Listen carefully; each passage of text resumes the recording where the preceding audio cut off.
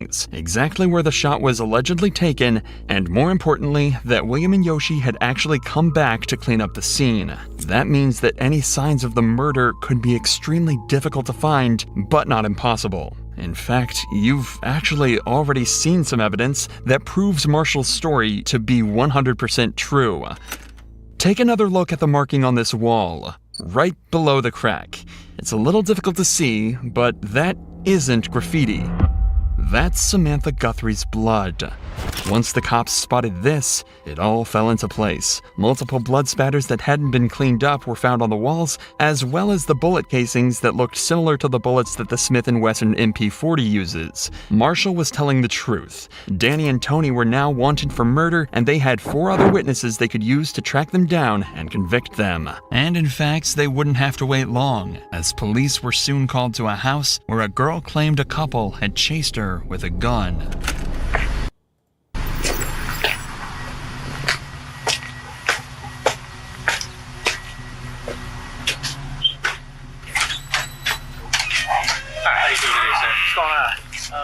This young lady came in my back door and what's going on?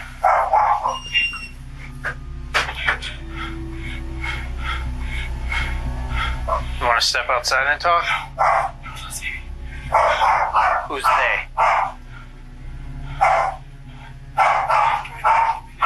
Huh? Do you need EMS for anything? This is Kimberly. One of the girls that Marshall mentioned was at the house the day Samantha was shot. The owners of this home called the cops after she begged them to let her inside as she was being chased, allegedly by some others that frequent the house on Lillian Street. The cops are desperate to know what could have possibly made her this distressed, so they bring her outside to their cruiser to talk. You're safe now, okay? Why don't you explain what's going on? So, who's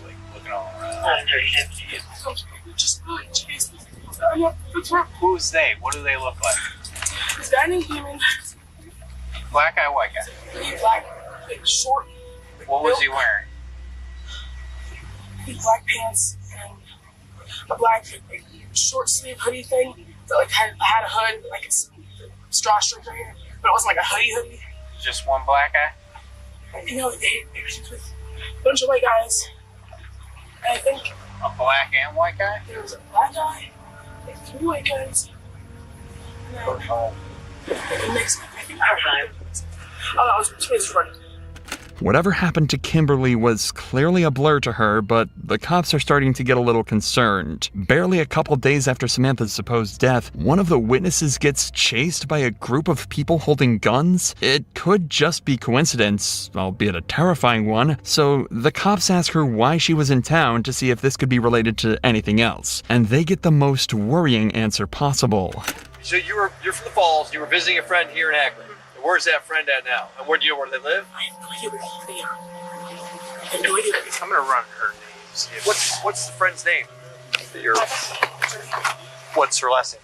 Harrison. Okay. On Cumberland Street, and she doesn't know anyone else from around here. That's when the cops come to a horrifying realization. They think Kim was just attacked because she was a witness to Samantha's supposed murder, and now they have a terrifying situation on their hands. If they don't track down the killers, and all their case had now become a top priority, and all local officers and detectives were on high alert for any leads that could help them find even just one of the suspects. And that's when they got a potentially life-saving call. A man was claiming that Danny and Tony had pulled a gun on him inside the house, and that the suspects were now in the parking lot outside bragging about killing somebody just days earlier. Cops immediately headed to the scene, thinking this might be their chance to catch the lead suspects behind Samantha's disappearance. Step out of the car! Step out of the car! Man, move over here. Step out of the car. Hands up, please. Hands up, please. What is that? Okay. Put all that stuff down. Put it down. Why? Why are you doing this? Put it down. Why? Hands on top of your head. Why are you doing this? Stay right there. Turn around. Turn around. Stay right there. I'm tending you for now, okay? I'll explain to you what's going on in a second. Do you have any sharp on you? No. Any weapons or anything? Don't reach for nothing. Do you have any weapons on you? Have a seat. Stand up for me.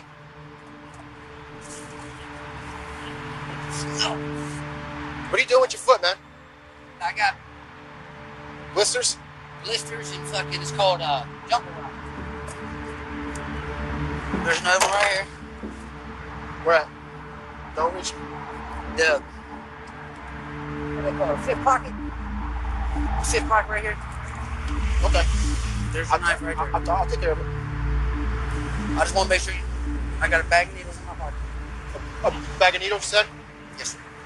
So far, this has been surprisingly easy. At this point, the officer had no idea it would actually be the interrogations that'd be the hardest part of this process, but he's enjoying the simplicity while it lasts. Soon, a couple more officers arrive on the scene to help search Danny and Tori, secure them, and collect some information before they're taken away for questioning.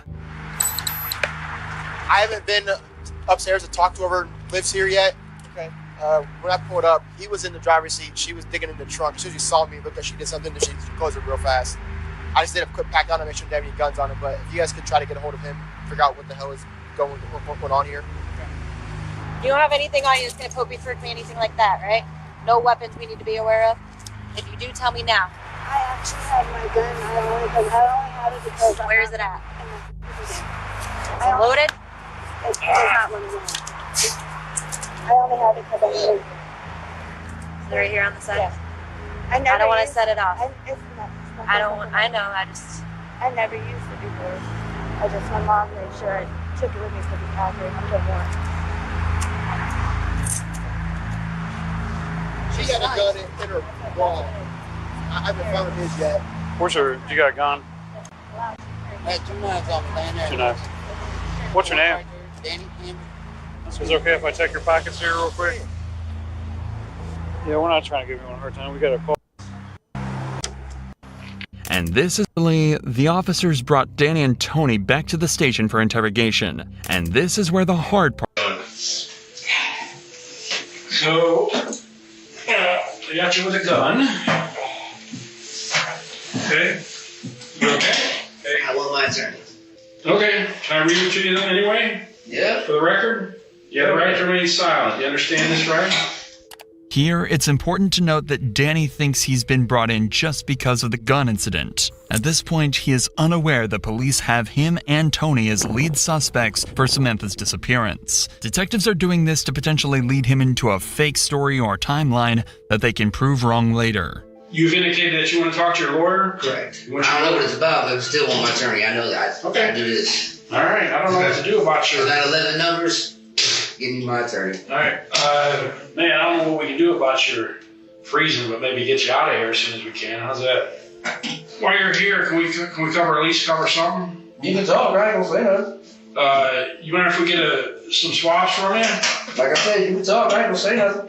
All right. Look, I'm gonna tell you like this, man. I got 11 numbers, 23 years in the system. I ain't got nothing to say to y'all.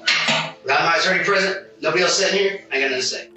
Danny's been in this situation before, and he knows exactly what to do. At the very least, stall the detective's process for as long as possible. He's staying quiet and refusing to speak without an attorney present, as is his right. So the detectives have no other choice but to switch over to Tony and see if she will budge instead.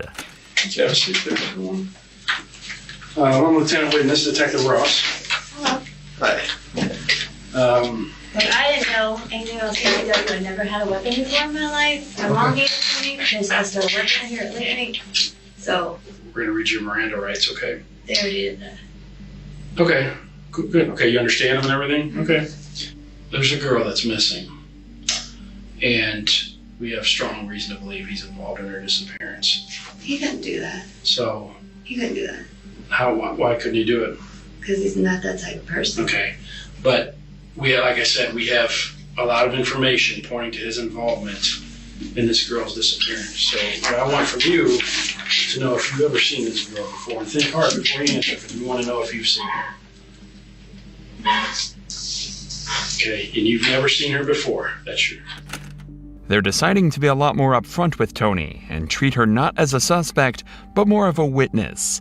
It's likely she wouldn't confess to being involved in the murder, but they think there could be a chance that she'd turn Danny in if she thought it meant she'd get away. Unfortunately though, having been on the wrong side of the law in the past herself, she's not about to help the cops out so easily.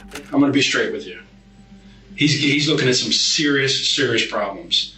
And from what you're telling me, if you were with him that whole time the past 3 days, which she went disappeared in the last 3 days. So if you were with him the whole time, you know what my next leap is. Well, that's ridiculous because he was with me. We were in Warren. Think real hard, because this is very important to what happens with you in the future. Okay? No, I get that. I'm not that stupid. Okay, hang on, hear me out. So this is not a misdemeanor crime we're investigating. We don't do that, okay? When we get involved, something bad has happened. We know some other stuff went on this weekend, specifically yesterday, Saturday night, at a house in Akron. So I don't want you to get in any trouble with something that you were just along for the ride. But if you're gonna sit here and tell us with you the whole time, you think you're helping him, but you're not. You're hurting yourself. Let me tell you about the house where it happened at. We've talked to people that's been at the house. They were all at this house where this girl disappeared from. In fact, something bad happened to her at the house. You know why we know that? Because the guys, we've already talked to him all day. We spent all day talking to him. And he gave us detailed accounts of what happened at that house. You have to think hard about how you want to handle this, because if you're going to sit here and vouch for him, that can get you caught. That can get you in trouble. You have kids? Yes, You I have mentioned 2 kids. 2 boys? Yes. Okay. What would you do if one of those boys went missing? Everything I could to find them. Okay, would you expect people to help us to find them, to locate them? Yeah. The route the detective is taking is obvious and would work on the majority of people. He's trying to scare Tony into giving up what she knows so they can get to the bottom of things faster. If she gives Danny up, she might get a good deal with them, but if not, things could end up real badly for her. The most interesting dynamic here, though, is how the detective is trying to use Marshall's earlier statement against her. This happens all the time, but usually they're exaggerating the strength of the evidence or making it up completely. This time, though, they actually have an airtight statement, but Tony simply doesn't believe them. That means she thinks she can just continue to deny everything, and instead of taking a deal for less jail time, she can just get away with no charges. So with this in mind, watch how confidently she denies everything, unaware that the detectives know every word she speaks is a lie. So, this girl's family has been out looking for her all day. Okay, but unfortunately, we already know what happened to her. So from here on out, anything that based on what you're telling us, I mean, we're giving you this chance to talk to us now. Anything that in relation to her, what happened to this girl, is going to be attached to you too, okay? Because we're giving you a chance. But if you want to cover for him, that's fine. I don't care. Not covering It don't him, matter. but It don't matter to me. That's just. We're going to move on I'm with the sorry investigation. that this happened to that girl. I don't. We have reason to believe you were there. Yeah, I was there. Mhm. I don't kick it in Akron like that. I just started to come to Akron when I got hired. We're not saying that it was a every weekend thing, but we're saying that we have reason to believe, based on what we've been doing all day, you were there. No, sorry, I've never seen that girl in my life. And we have people that have told us you were there. Oh, that's ridiculous because I don't know anybody really from Akron. You know, actually, in addition to the people that we talked to, said that this all started because you and this girl got into some kind of altercation. I don't know this girl. I've never seen this girl. Okay, like I said, once we move forward in this investigation, from what you're telling us, since you're with him, you're going to be attached to whatever we do with him. You understand that, right? Well, yeah, I'm his girlfriend. Okay, just so we got that clear. I've never seen that girl. Who's that? I don't know who that is either. You hardly even looked at him. I looked at him. I don't know who that is. Well, I got to know him, so did Detective Ross. We got to know him a lot today. We spent the entire day with him. Well, what's his name? And, well, that's not important. You don't know him, so what difference does it make? In reality, Tony is extremely familiar with the man in the photo, as he's the man that helped load Samantha into her car. That man is Yoshi. Conveniently, Yoshi, whose real name is Dylan, had just been brought in on unrelated warrants, and detectives couldn't believe their luck. One of the main witnesses, possibly even an accomplice, had been brought right to them without any effort whatsoever. The best part? Dylan wasn't the hardened criminal they expected. In fact, his interrogation was unlike anything you've ever seen. Not only is it truly heartbreaking, but it was actually key to putting not one, not two, but 3 people behind bars for Samantha's murder. Help us. This is serious. Did something bad happen to her? I don't know. She's a young girl, man. No, What happened to her? I don't know. I just found her a couple of days ago.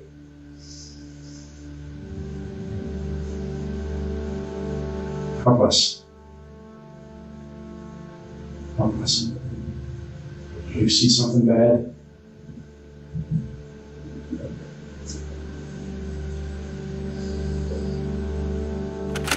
Not 5 minutes into the interview, we see an emotion painted on Dylan's face you don't often see in the interrogation room. He's holding back tears, trying to hide his face, and is exhibiting a type of stress you rarely see in criminals. He's terrified and devastated at the same time. After all, he's just 19 years old. He shouldn't be caught up in all of this. The detective picks up on this immediately and wants to figure out precisely why Dylan feels so strongly about all this. They spend some time discussing simple details, with Dylan deflecting pretty much everything. But this whole time, the stress is building up in Dylan, and 15 minutes later, the detective notices that he's on the verge of completely breaking down, and he decides to exploit this perfectly. What did you see? I told you what I saw. No, I mean, there's more that you saw. We need your help. She deserved to get killed like this. Help us. What if this was your family member, your sister? Hey, there comes a time where in your life where you have to make a right decision, do the right thing. We need your help. She's actually dead. Okay. Is she? That's what I'm talking to you about. Did you see something that happened to her? If we talk about it, you're going to feel like the weight of the world is off your shoulders.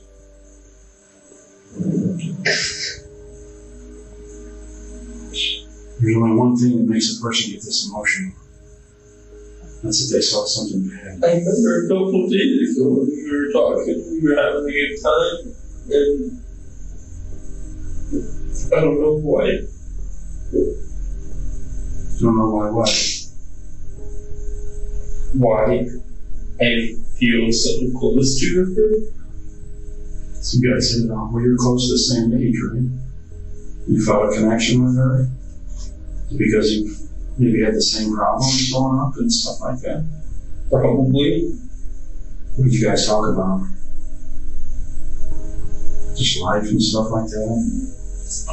Yeah. We would listen to music as well. What did you guys listen to? You guys like? She played music. I don't really prefer music. I just like the white noise. It's tough, man. I'm sorry. I'm sorry we're here. I think fine until this point. Not talking about it, not thinking about it. I mean, I was thinking about it, but what were you thinking about? Just that this person that could have been a potentially good friend, or more maybe, I don't know, is not going to be that person. No, it hurts, doesn't it? Maybe you can help her. She may not be here, but that doesn't mean you can't help her. Help her what? Help us find out what happened to her. There are hardly any words to describe what Dylan must be feeling here. He was clearly born on the wrong side of the tracks and fell in with a bad crowd. He also clearly loved Samantha, which is really the biggest tragedy of all. Over the dozens of interrogations with witnesses that were conducted, detectives realized that Samantha was murdered over a small disagreement with Danny and Tony. It was needless, senseless, and ruined countless lives, and Dylan is unwillingly right in the center of it all. The detective gives Dylan a moment to calm down and work through his emotions. Then he tells Dylan that he has one more chance to tell him what happened, bring peace to Samantha's family, and get to the bottom of this once and for all. I was on my way out. Sam came back and I guess his girl or someone came in with her. They were yelling at each other, arguing. We go towards the direction of downstairs. She turned around, came back, either slapped her or put something on her cheek or something. I don't know. And she went downstairs. While she was on the stairs, turning that corner to go down the rest of the stairs, he followed her and held the gun up, shot. I don't know where he hit her. He only grazed her. She fell on the ground at the bottom of the stairs. I had to carry her out to the trunk. Did he make you do that? Did he make you carry her out to the trunk? I wasn't not going to. You still have the gun out at that time? No. But I mean, that's not what had me do it. I mean, there's a body in the living room and blood everywhere now. So we got all the furniture out of the living room. Or I got all the furniture out of the living room. Tore up the carpet. Cleaned up the wooded floor underneath. Where's the carpet at? Gone. Gone where? Burned. How'd you get all the furniture out of there? I moved it. What did you do once it was outside? It wasn't outside, it's all in the kitchen. Still in there? Probably. Everything Dylan has said lines up perfectly with not just Marshall's statement, but the evidence too. Outside, the detectives found a fire pit where something had recently been burned. They surmised that this was a carpet with all of Samantha's blood on it. And inside, right at the bottom of the stairs we looked at earlier, a large area of carpet and drywall are missing right where Samantha was shot. However, that's where Dylan says his involvement ended, meaning he can't answer the single most important question that the detective still had. Where was Samantha's body? For that, they told the cops to turn to the fourth and final suspect that the cops had had since the very beginning. William, who Dylan said left in the car with Danny to hide Samantha's body. Our concern is obviously mostly for the family. I think, and I think you're probably feeling that way too a little bit. Whatever this girl's relationship with her mom and dad, she has a mom and dad, and they want to be able to bury the kid. I know she's dead. I know you're probably wiped out. I mean, we're wiped out, dude. We've been at this since 9 o'clock this morning, so we're wiped out too. We ain't eating. I know you probably haven't eaten either, and I understand you're having some issues as far as, where you guys actually were at. So we want you to try at least think about, like, where are you guys? Let's put the body in the back of the car. I remember going back home and going up the hill. And unfortunately, just the way that I was laying down in the back. You were like actually physically laid down, or you were like just kind of relaxed? No, like this. They were all laid out. They wanted me to lay low. Like, I was crunched up, I was down. I thought they wanted me to lay down in the back and they wanted me to see where we're going. And I really thought that was it for me, really. William was happy to cooperate with the detectives, which made their jobs considerably easier. The only problem is that he didn't actually see where they drove. He was forced to lay down in the back of the car so nobody saw him in the car from the outside, so he might not be as helpful as the detectives initially thought. However, he was able to tell them that they didn't travel for very long and gave a description of the area where they finally hid the body. Was there like a lot of, was it a real rural area? Was it was getting more rural at that point. I remember just a lot of before we got to the place with the fenced off area where he pulled in, where he wanted to, I guess, take her body to, I just remember like a lot of taller trees. I remember just seeing a lot of orange, a lot of the fall colors, Sure. It's really popping out. Like it was just really, really bright because there was so many trees. So I knew we were getting more work. Then I popped up to get out of the car. Like I said, it was just like a 2-lane road, but not really marked, just a 2-lane road. I didn't see any cars coming and going. It wasn't the most detailed description ever, but it turns out it was all they needed. A few days later, an officer mentioned they might know an area just outside of Akron that matched the description, so they sent out a patrol car to search the area, and sure enough, they found it. Samantha's body lying amongst the dirt, not even buried, just dumped out in the open. Immediately, they were able to identify it by the butterfly tattoo on her arm that her mother had mentioned all those days ago. Their search had finally come to an end, and her family could finally make peace. The only question now was what to do with the suspects. The detectives clearly named Danny as the murderer, with Tony having a large role in the murder too. However, despite how helpful William ended up being, the rest of his interview and other witness statements implied he had a lot more to do with the murder than he initially let on. So he was charged with abuse of a corpse and tampering with evidence, with a sentence of 10 years. And the court had to decide on the fate of Dylan, the 19-year-old. They decided that he shouldn't have been involved in this, and given a second chance, he might be able to get his life back on track. So he was charged with tampering and obstructing, but he was only given 5 years of probation. As for the killer couple, Tony was given 16 years for tampering with evidence and obstruction of justice, and Danny was charged with murder and abuse of a corpse, and given a life sentence with the possibility of parole after 24 years. Thanks again, Surfshark, for sponsoring this video. Head over to surfshark.com/insanity or click the link in the description for 4 extra months of Surfshark at an unbeatable price. I'm sorry, hello? Hi, miss. I'm Officer Coster with Crystal Lake Police Department. We're just talking to you because we got a couple complaints that you might have been swerving on the road, or... I don't think I was. You don't think you were? No. Maybe it was a phone, you're on your phone or for something, or... No, I'm just a bad driver. I failed You're my a bad driving driver? test twice. Okay. Trust me, I'm trying to drive nice. Hey, we need you to step out, okay? You're gonna come and talk with us over here, okay? All right, my dear, here. Put your butt right against there. This officer is gonna ask you some questions, okay? So, have you been drinking at all tonight? No? You just maybe on your phone or something?